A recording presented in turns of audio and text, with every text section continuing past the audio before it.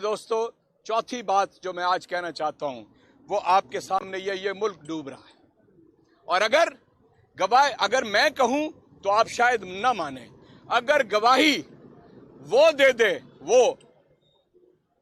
اس نے خود ایڈمٹ کیا شہداء کے آخری خطاب کے اندر کہ ملک ڈوب چکا ہے۔ آصف نے، خواجہ وینٹیلیٹر نے ایڈمٹ کیا ملک ڈوب رہا ہے، اور وزیر خزانہ آپ کا مفتاح اسماعیل اس نے ایڈمٹ کیا کہ پاکستان ڈیفالٹ سے نہیں بچ سکے گا۔ اس لیے ہم یہ کہتے ہیں، ہم نے قربانی دی ہے، عمران خان نے قربانی دی ہے، ہم قربانی دے رہے ہیں۔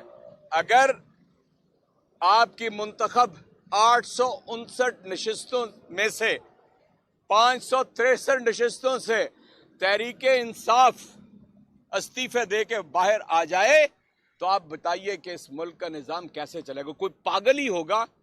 یعنی رانا ثناء اللہ کہتا ہے میں 6 مہینے آگے بڑھا دوں، تو اس کا آپ سمجھتے ہیں کہ اس کا دماغی توازن ٹھیک ہے؟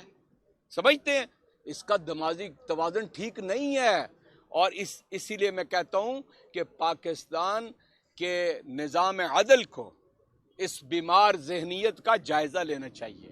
یہ بیمار آدمی ہے، یہ پاکستان کو تباہی کے کنارے لے کے جا رہا ہے، جس نے ارب ہا روپیہ اسلام آباد میں 1383 کنٹینر لگا کر 30,000 وہاں پر فورس کٹھی کر کے اس غریب قوم کا اربوں روپیہ جس نے پانی کی طرح بہا دیا، کوئی سوال کرے گا اس سے؟ کوئی سوال کرے گا اس سے؟ تم نے کون سے کشمیر کی جنگ فتح کر لی ہے؟ تمہیں شرم آنی چاہیے، تمہیں کھلا ہے تمہیں۔ میں تمہیں کہتا ہوں کہ تم نے یہ پاکستان کے ساتھ کیا۔ عمران خان آج 4 بجے فیصلہ کر رہے ہیں، اور انشاءاللہ ان کے جتنے فیصلے ہیں وہ پاکستان کو آگے بڑھانے کے لیے ہیں، اس بحران سے نکالنے کے لیے ہیں، پاکستان کو پھر ایک مرتبہ اٹھا کے دنیا کے اندر ایک باعزت قوم بنانے کے ہیں۔ بہت شکریہ۔ بسم اللہ الرحمن الرحیم۔ بہت ہی مفصل طریقے سے ہمارے سینیٹر اعجاز چودھری صاحب نے اعظم سواتی صاحب کا کیس آپ کے سامنے رکھا۔ میں سوالات سے شروع کروں گی۔ ہمارا سوال وہیں کا وہیں کھڑا ہے کہ اعظم سواتی صاحب کے کیس میں بنیادی ایک آئینی نقطہ ہے کہ ایک ایشو کے اوپر ایک سے زیادہ ایف آئی آر نہیں ہو سکتی۔ جب ہم ایف آئی آر درج کرانے کی بات کرتے ہیں تو ہمیں بتایا جاتا ہے کہ ایک کیس کے اوپر ایک ایف آئی آر درج ہو گئی ہے، اور اس ملک کے سب سے بڑے وفاقی لیڈر جن کی وفاق میں بھی سب سے زیادہ number of seats, vote bank بھی سب سے زیادہ، 4 صوبوں میں بھی ان کی حکومت، تو ہم دوسری ایف آئی آر درج نہیں کرا سکتے، گڈ بائے۔ اور پھر اس کے بعد انہوں نے قانون کو موم کی ناک بنایا ہوا ہے۔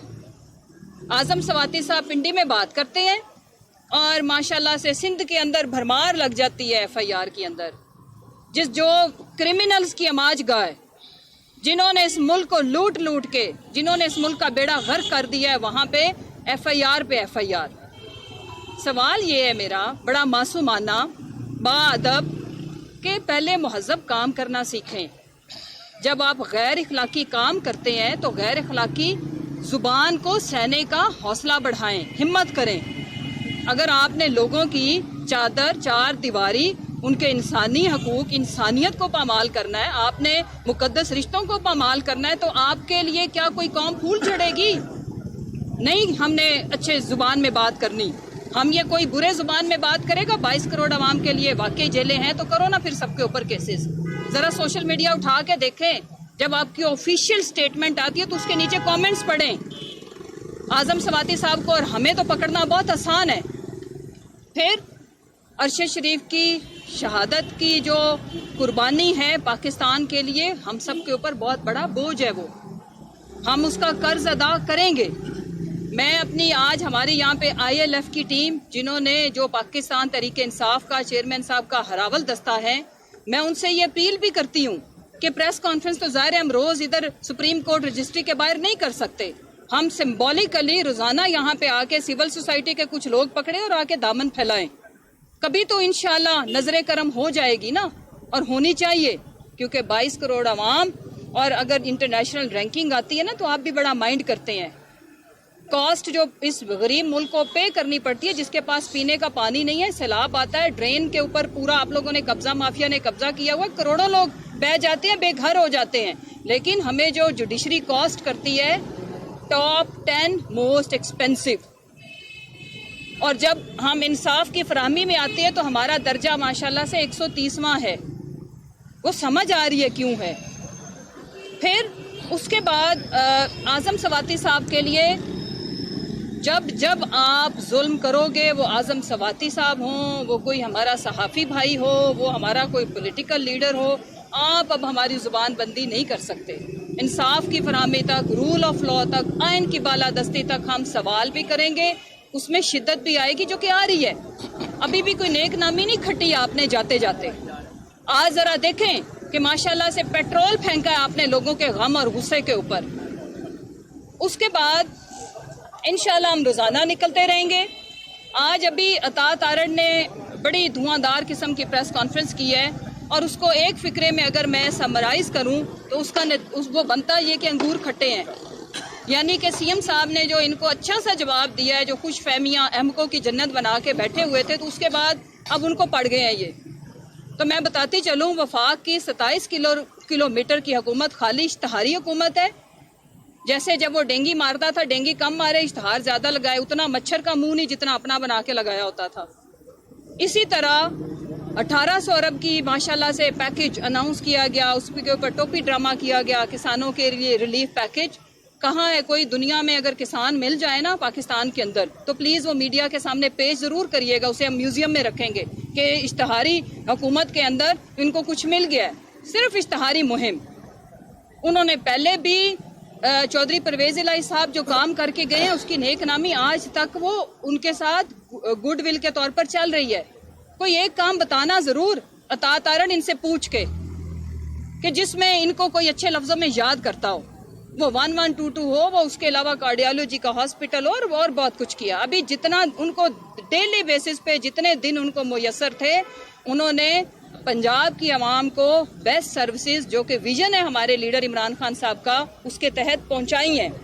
دوسری، آپ کے یہ جو جھوٹے خواب ہیں ان کی تعبیر تو چکنا چور ہو چکی ہے، جس کی وجہ سے آپ فرسٹریشن کا شکار ہیں.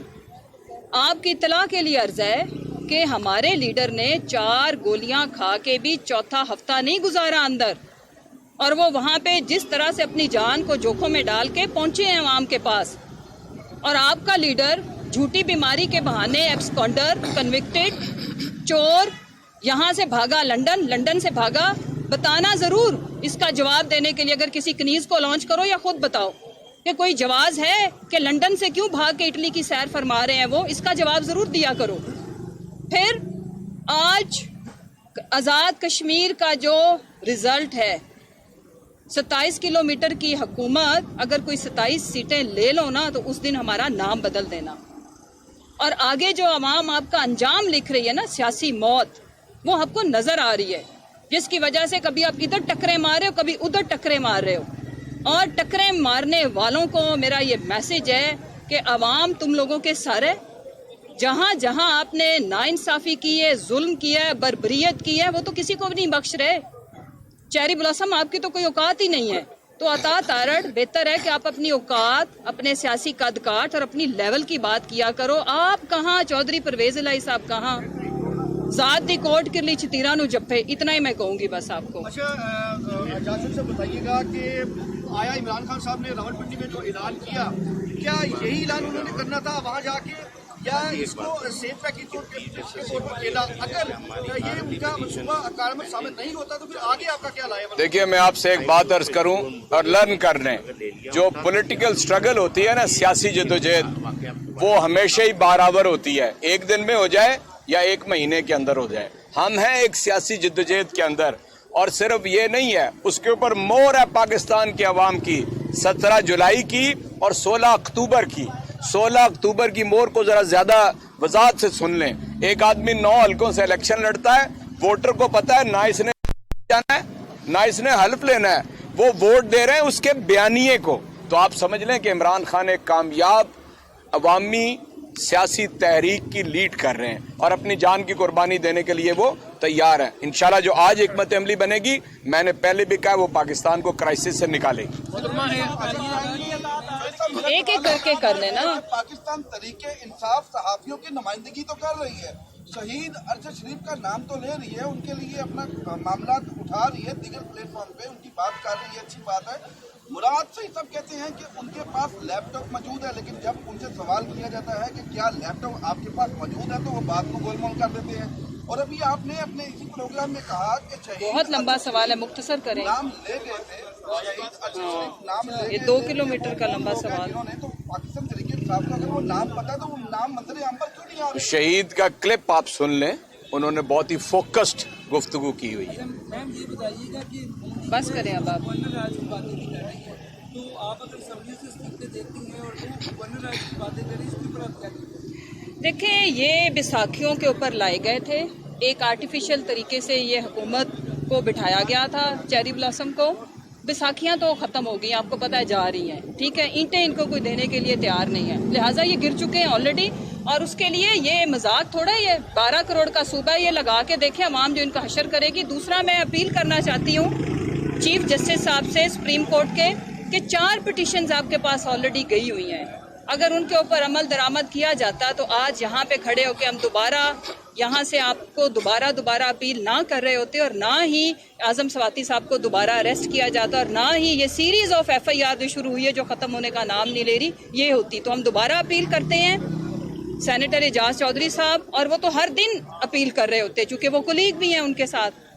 पाकिस्तानियों की पुकार सुने, इसके ऊपर सोमोटो ले लें, इससे पहले कि बहुत ज़्यादा देर हो जाए। काफ़ी ज़्यादा यहाँ पे ह्यूमन राइट्स की वायलेशन हो चुकी है, और पाकिस्तान की नेक नामी नहीं हो रही, इससे हम बदनाम हो चुके हैं पूरी दुनिया के अंदर। शुक्रिया जी। पाकिस्तान मुस्लिम लीग ने आज बुलाया है, एक इजलास आपका हो रहा है, क्या 1 पॉइंट एजेंडा है दोनों जानिब, या आपका एजेंडा कुछ और है? देखें, मैं ये आखिरी जवाब दे रही हूँ। 1 पॉइंट एजेंडा हमारा तो है, उनका आप उनसे पूछें। उनके तो एजेंडाज काफ़ी ज़्यादा होंगे, उन्हें समझ नहीं आ रही। मैंने पहले भी अर्ज़ की कि किस दीवार में अब टक्कर मारें बेसिकली। और अब ये टकरें, आई एम श्योर कि PDM आपस में भी मारेगी, और नून का ख़ानदान भी आपस में टकरो टकरी होएगा। अभी माशाल्लाह इक़्तिदार तो जा रहा है, झूले तो ख़त्म हो रहे हैं इक़्तिदार के। हमारा 1 पॉइंट एजेंडा है, डिसाइड हो चुका हुआ है कि हम असम्बलियों से जा रहे हैं, हुकूमतें हम अपनी ख़त्म कर रहे हैं। सिर्फ आज उसके मैकेनिज्म पे और डेट्स पे जो चीज़ें और उसके जो लीगल एस्पेक्ट्स हैं उनके ऊपर बात होनी है, और बाकी तो फैसला हो गया है। शुक्रिया।